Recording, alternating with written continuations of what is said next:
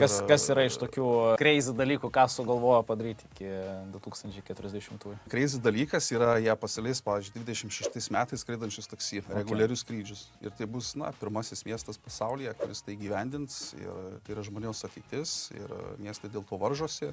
Kaip tai paveiks turizmo sektorių, manau, ganėtinai irgi smarkiai paveiks.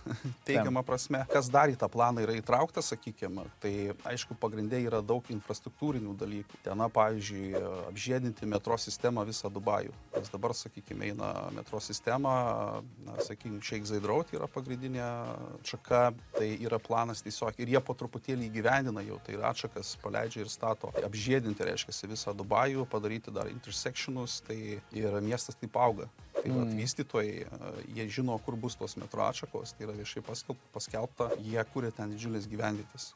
Ir būna, kad tose gyvenvietėse nekilnojamo turto kainos jos auga labai sparčiai.